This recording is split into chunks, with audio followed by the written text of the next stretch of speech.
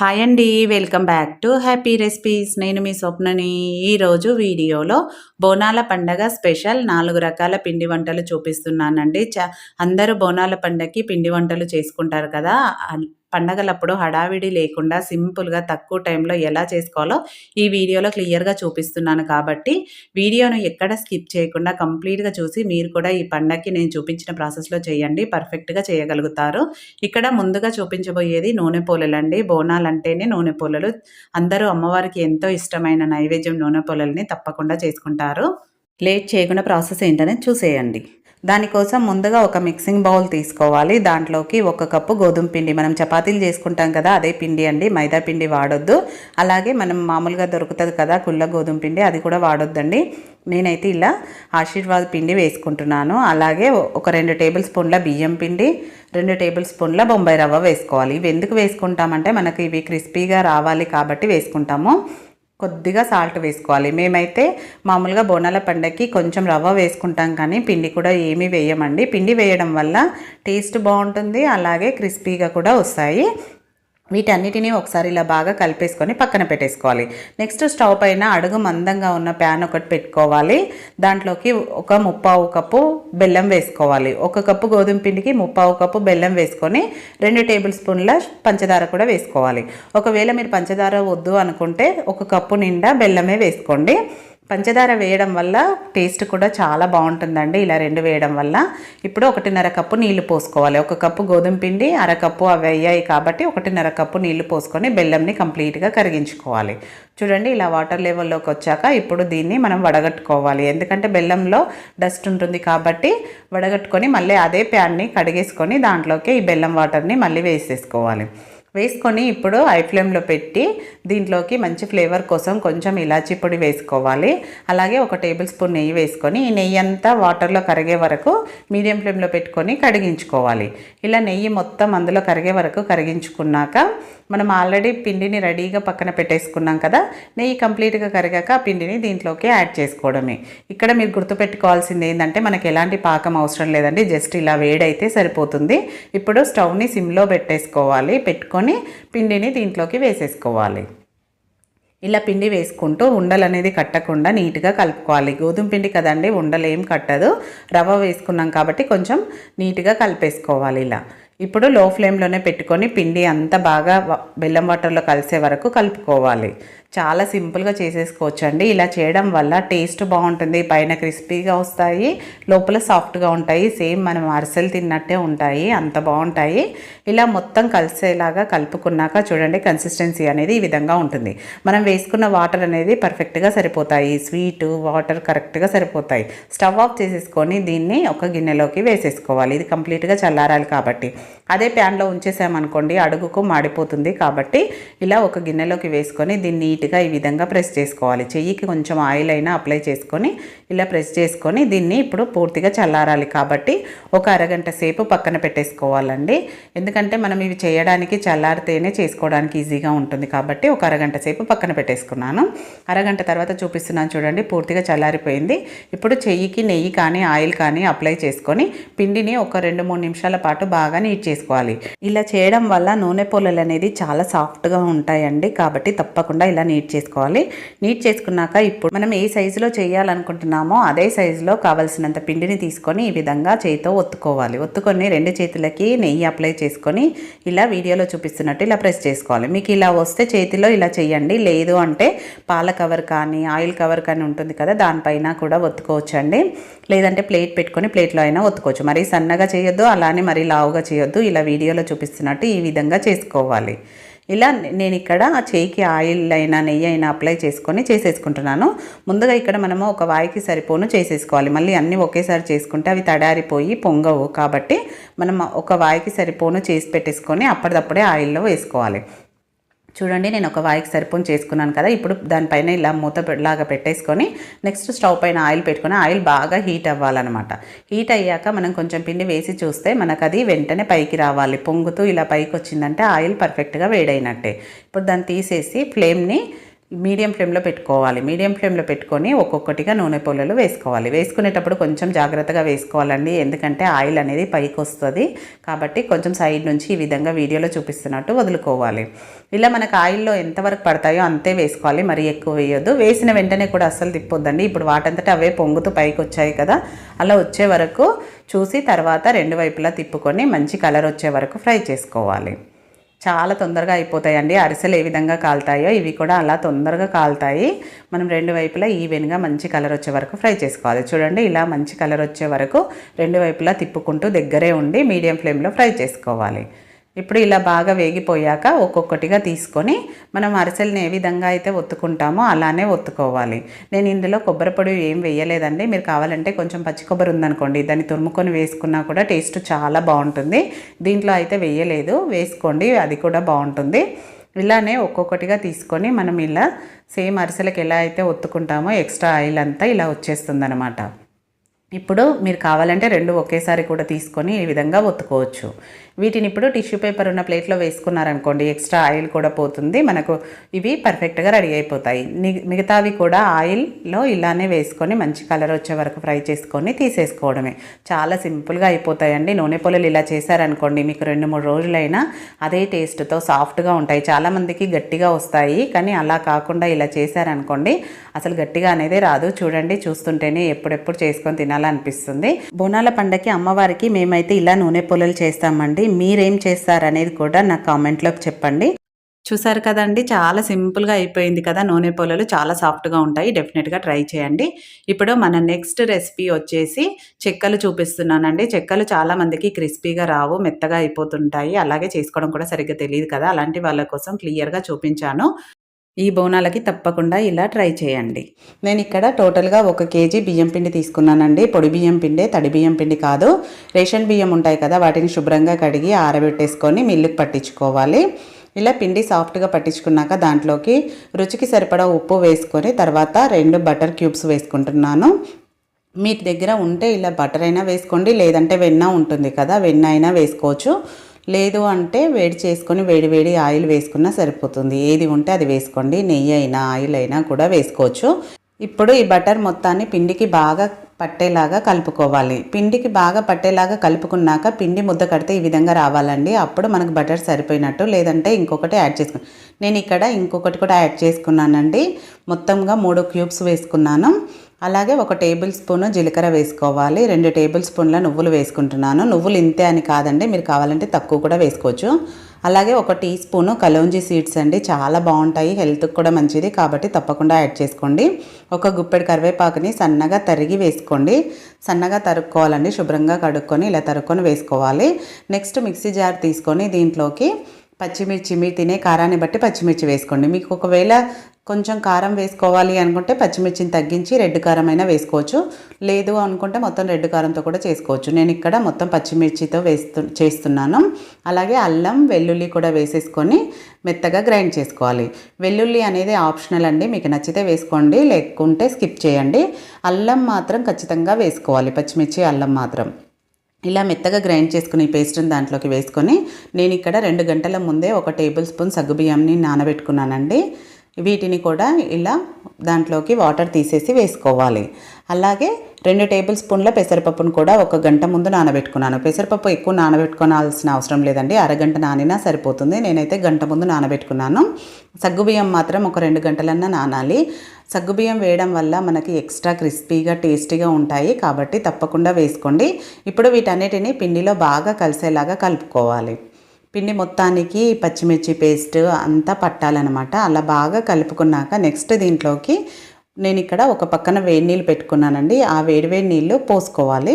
అన్నీ ఒకేసారి పోయకుండా ముందుగా కొంచెం పోసుకొని చెంచాతో కలుపుకోవాలి. నీళ్ళు వేడిగా ఉంటాయి కాబట్టి మనం చేతితో పట్టుకోలేము, కాబట్టి ఫస్ట్ ఇలా చెంచాతో కలుపుకోవాలి. ఇలా కొంచెం కలుపుకున్నాక మనకు అవసరమైతే ఇంకా కొంచెం వాటర్ యాడ్ చేసుకొని కూడా కలుపుకొని చేయితో మెత్తగా మనకు చపాతీ ముద్దలాగా తడుపుకోవాలి. ఇలా వేడి నీళ్ళని కొంచెంగా వేసుకొని మనము ముద్దలాగా తడుపుకోవాలండి. వేడి నీళ్ళు వేయడం వల్ల కూడా చాలా క్రిస్పీగా వస్తాయి.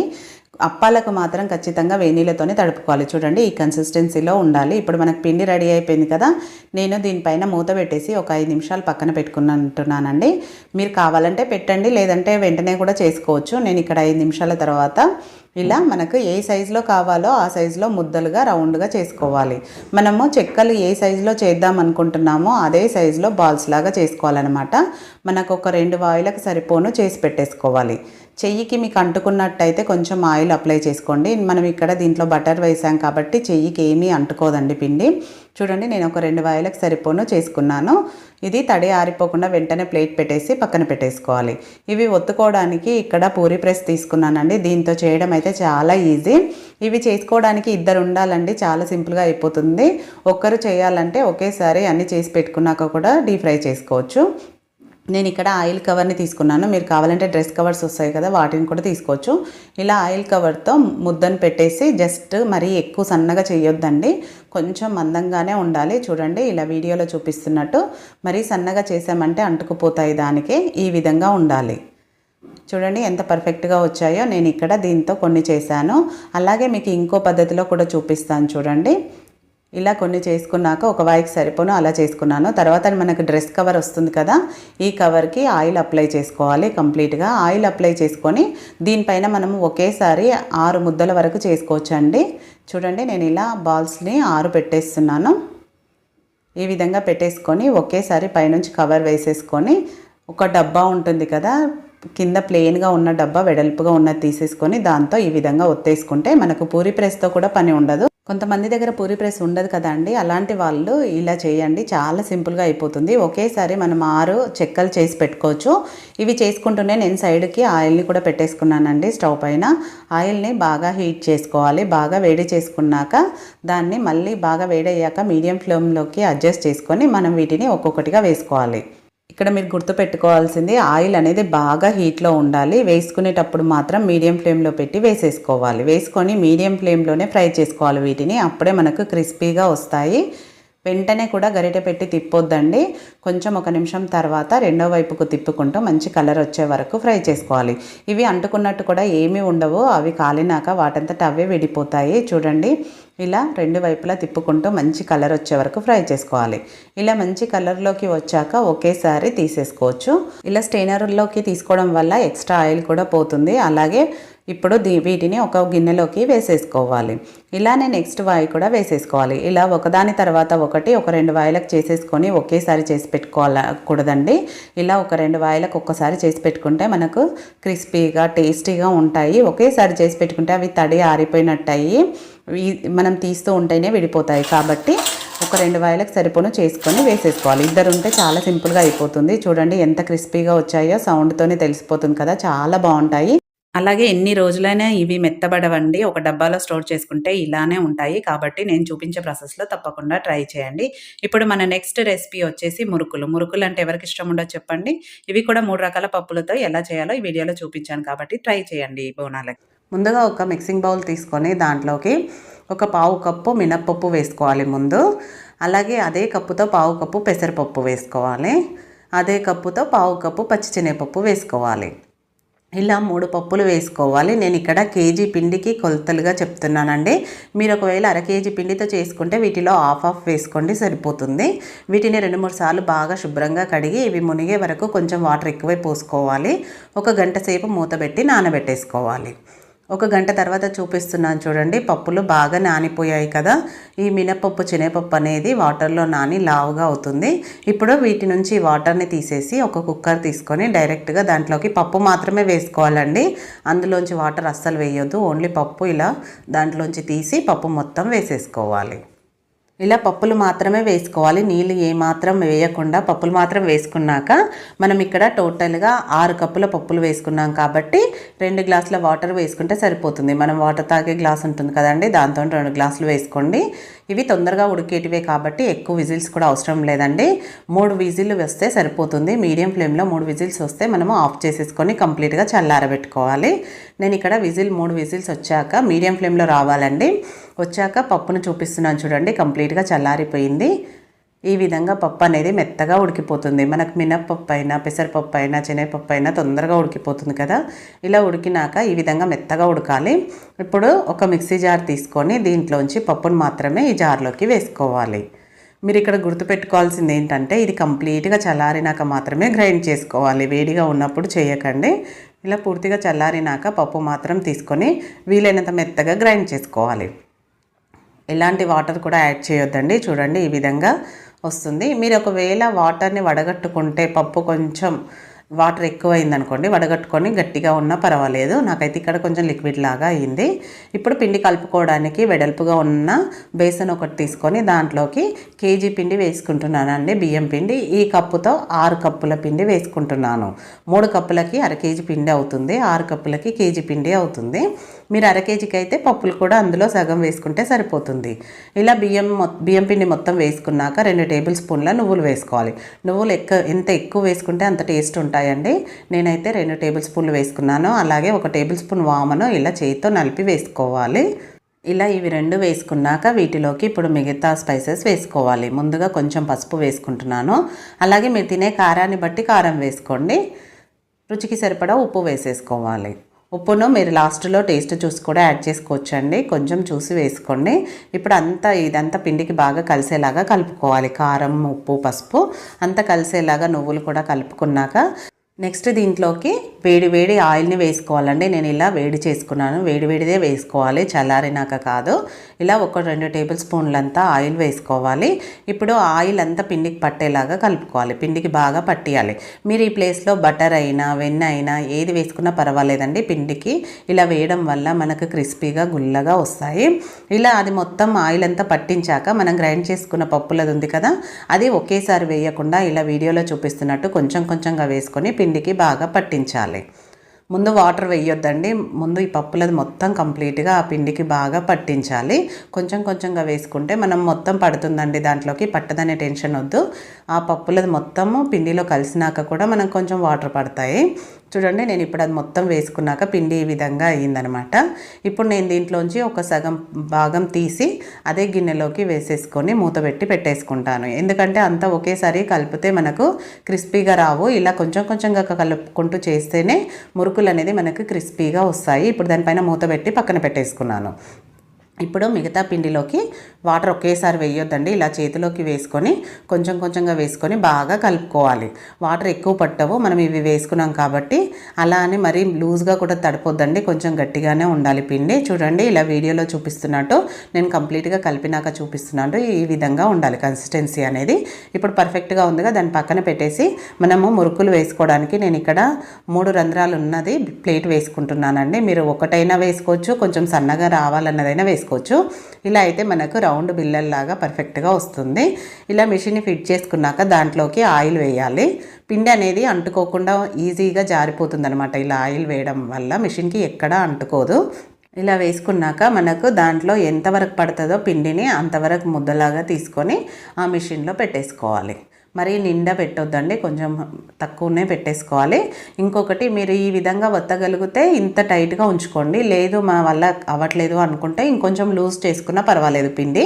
మెయిన్గా లూజ్ ఎక్కువ చేశారనుకోండి ఆయిల్ పీల్చేస్తుంది. ఇలా గట్టిగా ఉంటే ఆయిల్ తక్కువగా పీల్చుతుంది. కాబట్టి నేనైతే గట్టిగానే తడుపుకున్నాను.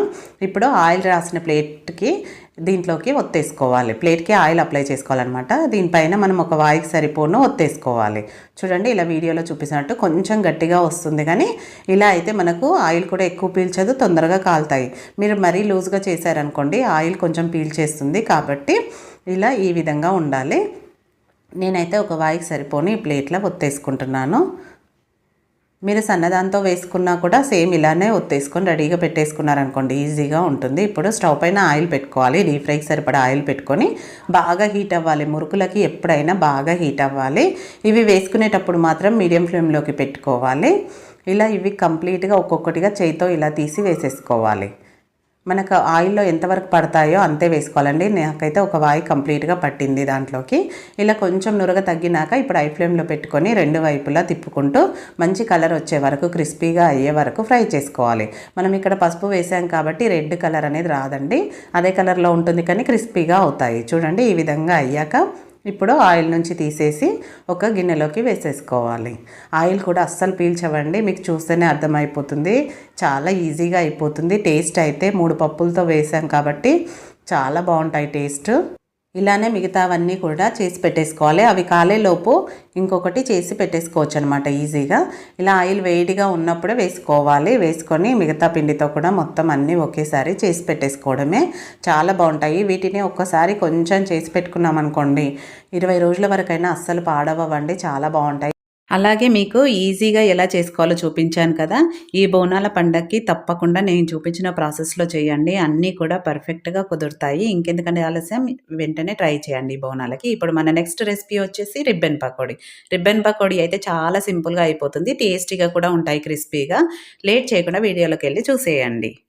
ముందుగా దీనికోసం పిండి కలుపుకోవడానికి వీలుగా ఉండే ఒక గిన్నె తీసుకొని దాంట్లోకి 2 కప్పుల బియ్యం పిండి వేసుకోవాలి. పొడి బియ్యం పిండి అండి, తడి బియ్యం పిండి కాదు. ఇలా 2 కప్పుల బియ్యం పిండి వేసుకొని దానికి 3/4 కప్పు శనగపిండి వేసుకుంటున్నాను. మీరు కావాలంటే ఈక్వల్గా కూడా తీసుకోవచ్చండి, కానీ శనగపిండి కొంచెం తక్కువ తిని బియ్యం పిండి ఎక్కువ తినడమే బెటర్ కదా పిల్లలకైనా డైజెషన్కి. కాబట్టి ఇలా వేసుకుంటే పర్ఫెక్ట్గా వస్తాయి. ఇప్పుడు ఈ 2 బాగా కలిసేలాగా కలుపుకోవాలి. కలుపుకున్నాక నెక్స్ట్ ఒక 2 టీ స్పూన్ల పిండిని మిక్సీ జార్లోకి వేసుకోవాలి. ఇలా జార్లోకి వేసుకున్నాక దీంట్లోకి 1 టేబుల్ స్పూన్ వాము వేసుకోవాలి. ఈ వాము డైరెక్ట్గా మెత్తగా అవ్వదు కాబట్టి ఇలా పిండి వేసుకొని వీలైనంత మెత్తగా గ్రైండ్ చేసుకోవాలి. ఇప్పుడు దీన్ని గ్రైండ్ చేసుకొని దీంట్లోకే వేసేసుకోవాలి.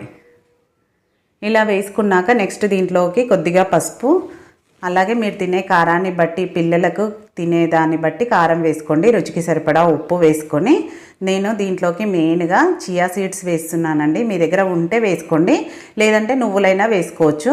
మీరు కావాలంటే ఈ ప్లేస్లో ఒక 2 టేబుల్ స్పూన్లని నువ్వులు కూడా వేసుకోవచ్చండి. నువ్వులు కూడా హెల్త్కి మంచిది కదా. చియా సీడ్స్ కూడా చాలా మంచిదండి, ఉంటే మాత్రం తప్పకుండా వేసుకోండి. ఇవన్నీ కలిసేలాగా బాగా కలుపుకున్నాక దీంట్లోకి ఒక 2-3 టేబుల్ స్పూన్ల వేడి ఆయిల్ వేసుకోవాలి. వేసుకొని ఇప్పుడు ఆయిల్ మొత్తం పిండికి పట్టేలాగా కలుపుకోవాలి. మీరు ఈ ప్లేస్లో బటర్ అయినా వేసుకోవచ్చు, నెయ్యి అయినా వేసుకోవచ్చు అండి.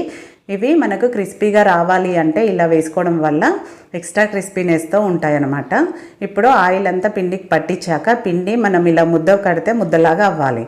మీకు ఒకవేళ ఇలా కాలేదనుకోండి ఇంకొక టేబుల్ స్పూన్ ఆయిల్ వేయండి. ఇప్పుడు పర్ఫెక్ట్గా రెడీ అయిపోయింది పిండి కాబట్టి దీంట్లోకి కొంచెంగా వాటర్ పోసుకొని మనం చపాతీ ముద్ద ఎలా అయితే తడుపుకుంటామో ఆ విధంగా తడుపుకోవాలి. దానికంటే కూడా కొంచెం గట్టిగా తడుపుకున్నా పర్వాలేదు, మీరు ఒత్తుకునే దాన్ని బట్టి తడుపుకోండి. కానీ లూజుగా మాత్రం అస్సలు తడిపోద్దండి, ఇంతకంటే లూజు అస్సలు చేయొద్దు పిండిని. ఇలా బాగా కలుపుకున్నాక ఇప్పుడు దీనిపైన మూత పెట్టేద్దాము. తడారిపోకుండా మీరు కావాలంటే క్లాత్ అయినా వేసుకోవచ్చు, తడి క్లాత్. ఇప్పుడు అది ప్రిపేర్ చేసుకోవడానికి మురుకుల మిషన్ ఉంటుంది కదండి, దాంట్లో ఇలా రిబ్బన్ పకోడీ చేసుకునేది ఉంటుంది కదా, అది ఫిట్ చేసుకున్నాను. ఫిట్ చేసుకొని దాంట్లోకి ఆయిల్ వేసుకోవాలి. ఇలా పిండి అనేది అంటుకోకుండా ఉండడం కోసం ఇలా ఆయిల్ కంప్లీట్గా అప్లై చేసుకోవాలి. నేను ఇక్కడ చేసేది రిబ్బన్ పకోడీ కాబట్టి నేను అది వేసుకున్నాను. మీరు ఒకవేళ మురుకులు చేయాలి అనుకుంటే మాత్రం హోల్స్ ఉన్నది వేసుకోండి. ఇప్పుడు దీంట్లోకి ఎంతైతే పిండి పడుతుందో అంత ముద్ద తీసుకోవాలి. తీసుకొని ఈ విధంగా పొడుగ్గా అనుకొని ఇప్పుడు దాంట్లోకి పెట్టేసుకోవాలి. మరి నిండుగా పెట్టొద్దండి, నేను చూపిస్తాను ఇక్కడ పెట్టాక. మరి నిండుగా పెట్టామో మనం ఒత్తుకోవడానికి కూడా కొంచెం కష్టంగా ఉంటుంది. ఈ విధంగా కొంచెం గ్యాప్ ఉండాలన్నమాట. ఇలా వీడియోలో చూపిస్తున్నట్టు ఇలా పిండి పెట్టేసుకున్నాక ఇప్పుడు మిగతా పిండి తడారిపోకుండా నేనైతే ఇక్కడ క్యాప్ పెడుతున్నానండి. మీరు కావాలంటే క్లాత్ అయినా వేసుకోవచ్చు. ఇప్పుడు దీనిపైన మిషన్ని ఈ విధంగా ఫిట్ చేసుకోవాలి. మీరు ఇలా చేశారనుకోండి ఈజీగా చేయగలుగుతారు దీంతో, లేదంటే మురుకుల మిషన్ చేయితో ప్రెస్ చేసేది అయితే కొంచెం కష్టంగా వస్తుంది.